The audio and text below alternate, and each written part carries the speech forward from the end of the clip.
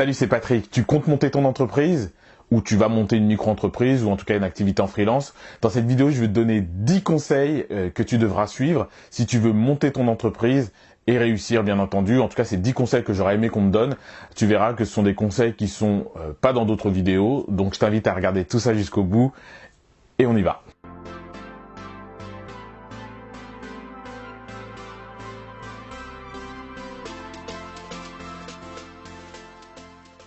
Quand tu montes ton entreprise, ta priorité, c'est naturellement de faire du chiffre d'affaires. Cependant, tu es parasité par beaucoup de choses et il y a beaucoup de choses qui vont absorber ton énergie. Ou en tout cas, il y a beaucoup de questions qui sont des questions préalables, des choses à mettre préalablement en place quand tu lances ton activité afin de pouvoir te concentrer sur ce qui va te rapporter de l'argent, sur le développement de ton business, le développement de ta marque, le développement de tes services, tes offres, tes produits, peu importe. Et dans cette vidéo, je vais te donner 10 conseils qui vont te permettre tout au long du lancement de ton activité et même en amont, puis durant le lancement de ton activité, de t'assurer que tous ces points sont checkés, que tous ces sujets sont verrouillés. Bien entendu, certains de ces conseils, peut-être un ou deux de ces conseils, de ces 10 conseils que je vais te donner, sont valables très spécifiquement pour la France, notamment les questions d'ordre juridique. Mais ces conseils, pour la plupart, s'appliquent pour tout type d'entrepreneurs. Donc, je sais qu'il y a des personnes qui me suivent, beaucoup de personnes qui sont en France, d'autres personnes qui sont en Afrique ou en Belgique, au Canada. Ces conseils s'appliquent aussi à vous de manière générale, de manière globale. Donc, suivez et regardez les conseils jusqu'au bout. Le premier conseil, c'est la question du statut. Quand tu vas lancer ton entreprise, il va falloir choisir un statut. Donc soit le statut de SARL, EURL si tu es fondateur, créateur unique de l'entreprise, et SARL si vous êtes à 2, 3, ou en tout cas vous êtes plusieurs associés, soit le statut de SASU, soit SAS, donc une société d'action simplifiée, où vous êtes plusieurs, 2, 3, 4, 5 associés.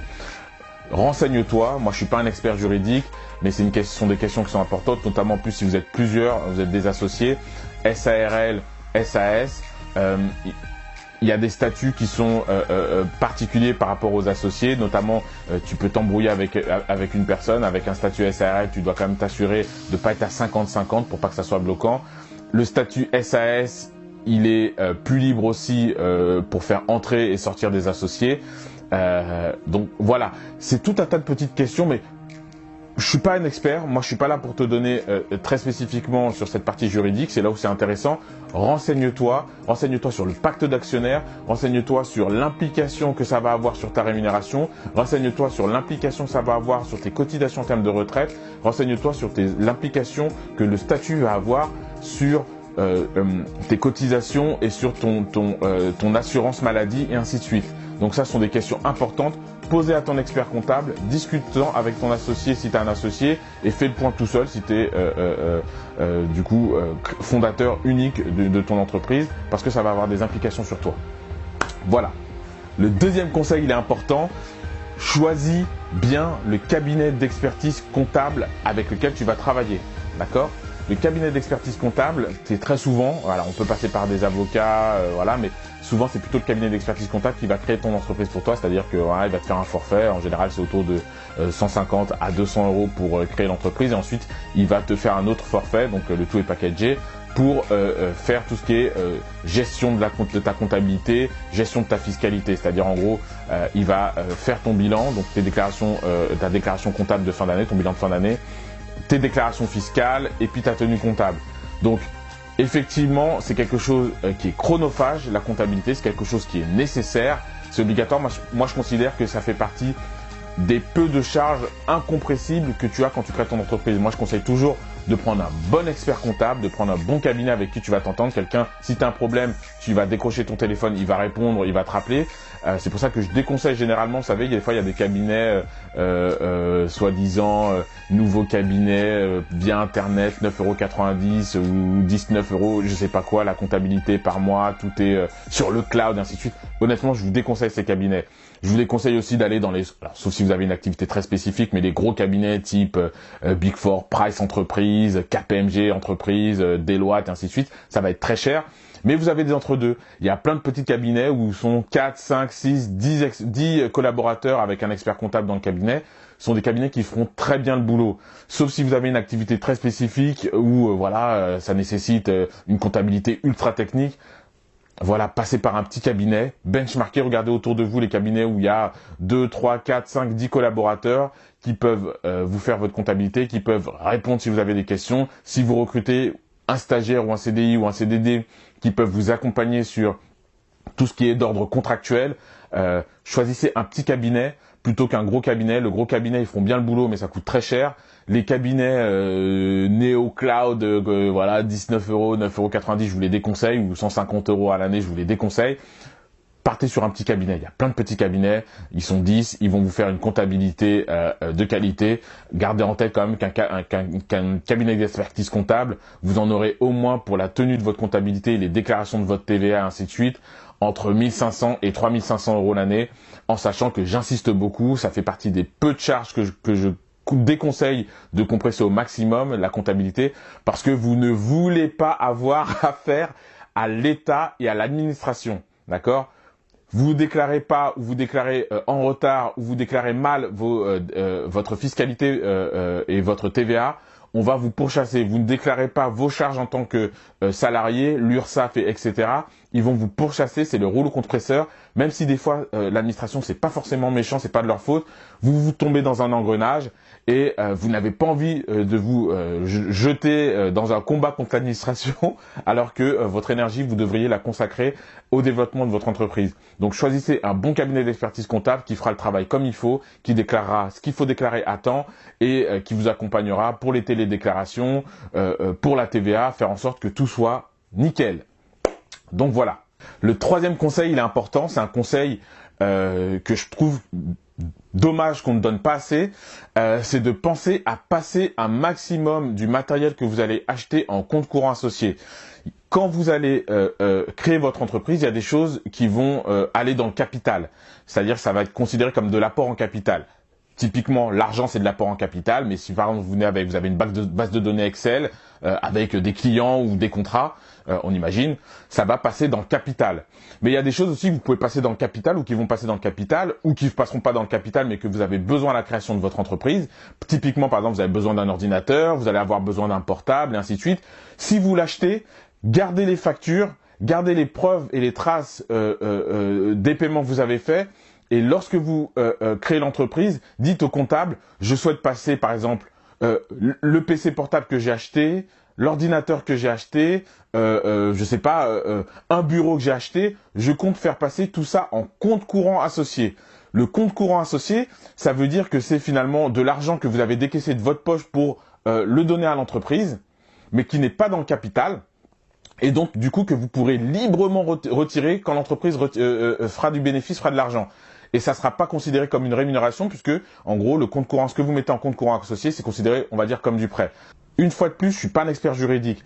Rapprochez-vous de votre expert comptable, discutez-en avec lui, mais avant de lancer votre entreprise, quoi qu'il arrive, tout ce que vous achetez, gardez la facture, demandez une facture professionnelle ou demandez peu importe une facture de vos achats. Épinglez tout ça, gardez tout ça, archivez tout ça. Et lorsque vous créez votre entreprise, vous créez les statuts, ou même si les statuts sont déjà faits, vous avez déjà les statuts, signifiez par exemple à l'expert comptable, j'ai acheté, je dis une bêtise, une caméra parce que, je sais pas, vous avez une activité de vidéaste, j'ai acheté un ordinateur portable et puis voilà, je sais pas, une souris, peu importe. Hein.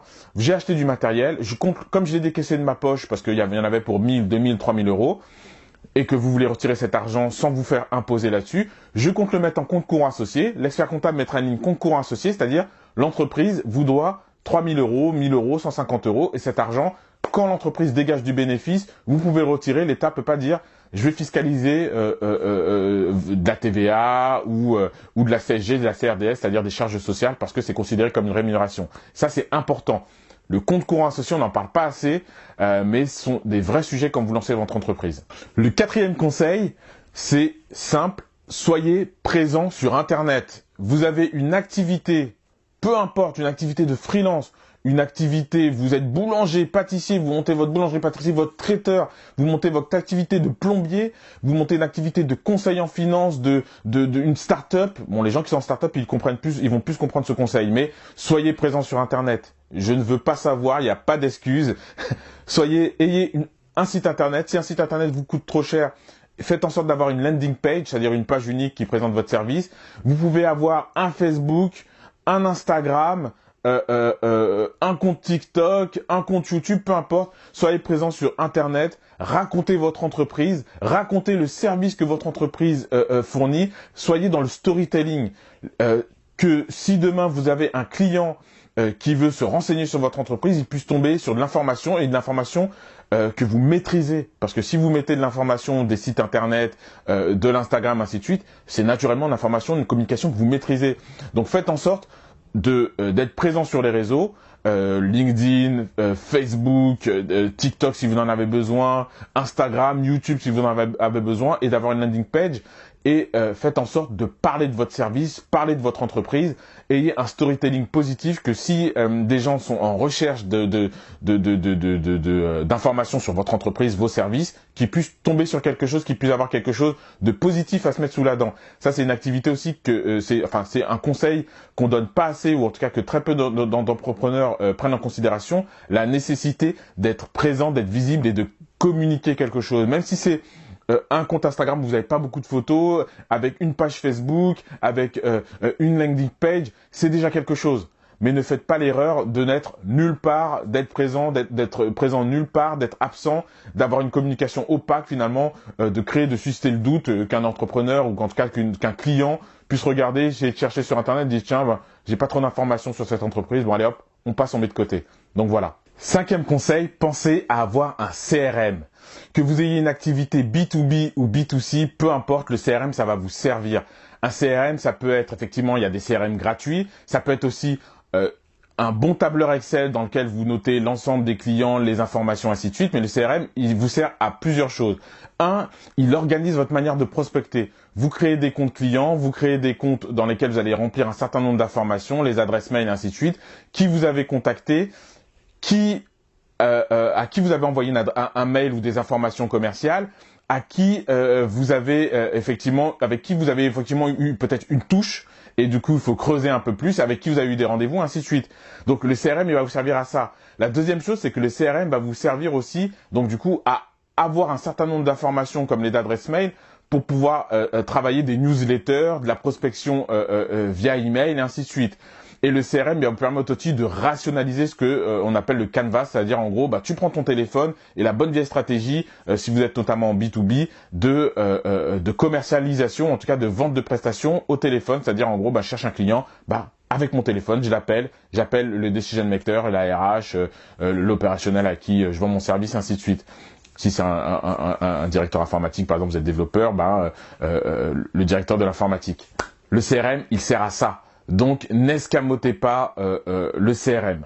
6e point, ayez un tableur Excel pour monitorer votre trésorerie et votre prévisionnel. Ça, c'est une erreur. On a l'argent qui arrive et puis on est là, on se pose pas de questions de quelles sont nos charges, quelles sont les entrées, quelles sont les sorties, à quel moment, par exemple, je sais pas, on va devoir payer une TVA, quelle somme, et ainsi de suite. Vous devez monitorer. Ça, c'est une erreur que font beaucoup d'entrepreneurs. Ça coûte pas grand-chose. Si vous voulez, je ferai une vidéo pour vous donner un exemple de comment créer une feuille Excel, un tableau de bord pour piloter vos entrées, vos sorties d'argent, ou pour piloter votre trésorerie. Mais ça, c'est important. Vous devez monitorer et piloter votre trésorerie, savoir à quel moment vous êtes bien, à quel moment vous êtes dans le rouge, et faire des actions correctives en fonction d'eux. Ça, c'est important. 7e conseil, avez-vous besoin d'un bureau? Avez-vous besoin de travailler en coworking? Pouvez-vous travailler en attendant chez vous, en home office? Ça, ce sont des questions qui sont importantes parce que un bureau, ça coûte très cher. Un bureau privatif, si vous voulez prendre des locaux parce que vous êtes à deux ou vous êtes seul, vous avez besoin d'un bureau 15 mètres carrés, 8 mètres carrés, 10 mètres carrés pour vous, ça va coûter cher. Si vous travaillez en coworking, en open space, en coworking, ça coûtera un peu moins cher. Si vous travaillez en home office, donc chez vous à la maison, ça coûte quasiment rien ou en tout cas rien. Donc ça c'est important. parce que la manière dont vous allez travailler, vous allez choisir de travailler dans un bureau, en coworking ou chez vous, ça va impacter votre budget, votre trésorerie, parce que par exemple, si vous prenez un bureau ou même un espace de coworking, il va falloir donner une avance, un loyer d'avance, quelque chose qui sera mis sous séquestre, donc ça sortira de votre trésorerie, et il va falloir payer les mensualités et donc naturellement occuper le bureau. Si vous êtes en home office, donc vous travaillez chez vous, vous créez un petit espace à la maison, ça coûtera moins cher. Donc il faut vous poser la question, est-ce que mon activité a besoin tout de suite de locaux, ou est-ce que je peux lancer mon activité et me dire pendant 6 mois je suis à la maison et quand j'ai assez de trésorerie, voilà, au bout de 6 mois, 7 mois, même 1 an, hein, vous n'êtes pas obligé, vous n'êtes pas pressé, vous n'avez pas un couteau à la gorge, vous dire bah là, au bout d'un certain temps, je peux avoir des bureaux parce que j'en ai besoin, parce que je veux recruter quelqu'un et parce que j'ai assez de trésorerie, assez d'argent, j'ai mis de l'argent de côté. Ça, c'est important. Ne vous précipitez pas dans l'achat de bureaux ou en tout cas plutôt dans la location de bureaux ou même d'espaces de coworking si vous n'en avez pas l'utilité obligatoire. C'est important parce que ça va engendrer des frais. Et quand vous lancez votre activité, il faut vous poser la question de savoir les frais qui sont compressibles et les frais qui sont non compressibles. Donc voilà. Le 8e conseil, benchmarker toujours. Peu importe ce que vous avez besoin d'acheter, vous avez peut-être besoin d'acheter des fournitures, vous avez besoin d'un expert comptable, vous avez besoin d'un avocat à un moment donné, vous avez besoin, je sais pas, d'un DSI ou en tout cas d'un service pour, je sais pas, d'une agence web pour monter un site internet ou pour faire du SEO, peu importe. Vous aurez besoin de services en général, d'accord? Vous allez vous-même en tant qu'entrepreneur consommer des services ou des biens d'autres entreprises. Donc avant de partir bille en tête d'acheter, je sais pas, j'ai besoin d'acheter une cartouche d'encre, benchmarker, regardez, voilà, où ça va vous coûter le moins cher, qu'est-ce qui va être le plus intéressant. Alors pour une cartouche d'encre, vous allez vite trouver, mais par contre ça peut être pour un expert comptable. Benchmarker, prenez le temps, d'accord, de vous dire tiens, quel service va être le plus intéressant, quel service va être le plus intéressant du point de vue du rapport qualité-prix. Est-ce qu'il faut que je paye plus pour avoir un meilleur service et je suis tranquille? Est-ce qu'il y a des services où franchement ça vaut pas le coup de payer aussi cher et je peux avoir le service ou le bien un peu moins cher et conserver la qualité? Ça, c'est à vous de vous poser la question. Mais ça, c'est possible que si vous benchmarkez. Donc prenez le temps de benchmarker, de vous accorder le temps de comparer les services ou les biens que vous allez consommer et de pas tout de suite sortir le chèque, payer, et ça c'est une habitude que vous devez avoir, que vous soyez en situation de kick-off de votre entreprise, de créer votre boîte et vous n'avez pas beaucoup d'argent, et c'est une habitude que vous devez conserver même quand vous avez de l'argent, c'est-à-dire de benchmarker, c'est quelque chose, c'est pas pour rien que même l'État ou les grandes entreprises elles font des appels d'offres, c'est pour benchmarker, mettre en concurrence. Donc c'est pas vous qui êtes petit qui allez vous amuser à dépenser de l'argent comme ça bêtement, benchmarker. Le 9e conseil, ça c'est important, en début de mois, quelle que soit l'activité que vous avez, quelle que soit votre situation, regardez la trésorerie que vous avez de côté. Pensez à vous dire, je dois mettre entre 20 et 30% du bénéfice ou de la trésorerie de ce que je gagne de côté. D'accord? Je dois mettre 20 ou 30% de ce que je gagne de côté. Vous lancez une entreprise, c'est pas pour que l'entreprise soit à zéro. Vous devez vous constituer les premières années, l'année 1 à l'année 5, une trésorerie de guerre. D'ailleurs, en général, vous devez avoir une trésorerie positive et une belle trésorerie pour encaisser les coups durs, mais aussi préparer des projets futurs, parce que vous pouvez avoir des projets de développement pour votre entreprise, et ne serait-ce que d'ailleurs recruter quelqu'un, ça nécessite de la trésorerie, parce que la personne, vous la payez pas avec des bisous et des sourires et des rêves plein la tête, vous la payez avec du cash, et ce cash, c'est du cash de la trésorerie. Donc, c'est un peu comme le conseil que je vous donnais précédemment sur le bilan, le prévisionnel, la gestion de trésorerie. Ça doit être une habitude que vous devez même avoir pour vous dans votre vie personnelle, c'est-à-dire en gros de vous dire entre 20 et 30% de bénéfices, ou en tout cas de ce que je génère comme argent, je le mets de côté, ça doit aller en trésorerie, ça doit être de l'argent qui doit me permettre ensuite, dans 4 ans, 5 ans, 6 ans, de monter des projets avec mon entreprise. Et le 10e conseil, il est important, c'est un conseil qu'on donne très peu, ou en tout cas qu'on m'a très peu donné, ou en tout cas que j'ai très peu entendu dans d'autres vidéos, c'est accepter de vous sacrifier. Accepter de vous sacrifier, ça veut pas dire travailler jusqu'à pas d'heure et à en crever, à en tomber malade. Mais si vous savez que vous montez une entreprise, si vous savez que vous lancez un business, ne vous attendez pas, parce que moi c'est des choses que j'entends. Ah mais moi je suis mon patron, et c'est-à-dire que vous montez votre entreprise, je suis mon patron, vous êtes en vacances 8 ou 10 semaines, 8 ou 10 semaines dans l'année. Non, ça va pas marcher comme ça. Faut travailler. Il faut vous accorder du temps. En France, on a le mois de mai, donc prenez le temps des fois de cumuler sur les jours fériés pour avoir des vacances de temps en temps. Mais ne vous dites pas, je vais avoir mes 5 semaines de congé alors que je lance mon entreprise.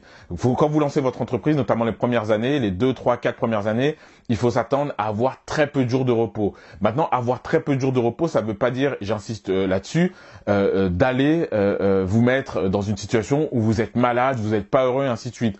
Mais c'est d'accepter que de temps en temps, il y aura des sacrifices. Et ces sacrifices, il faudra les faire. Si vous êtes votre propre employeur, si vous êtes votre propre boss, ça veut dire aussi que tout est sur vos épaules.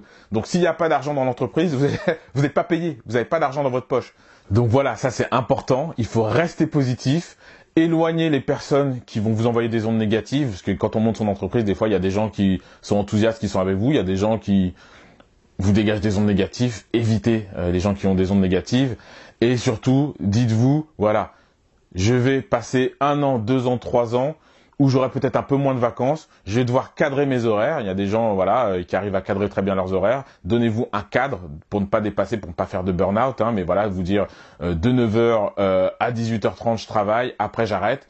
Mais gardez en tête qu'il va falloir envoyer du lourd les premières années, d'accord? Envoyer du lourd parce que vous avez des possibilités de mettre beaucoup d'argent de côté, vous avez des possibilités de lancer votre business et puis ensuite que ça tourne un peu de manière un peu plus simple, de manière un peu plus dynamique, parce que quand vous avez déjà un portefeuille client et des gens qui vous font confiance, ça tourne bien et donc vous pouvez vous reposer sur ça et puis ensuite aller chercher de nouveaux clients.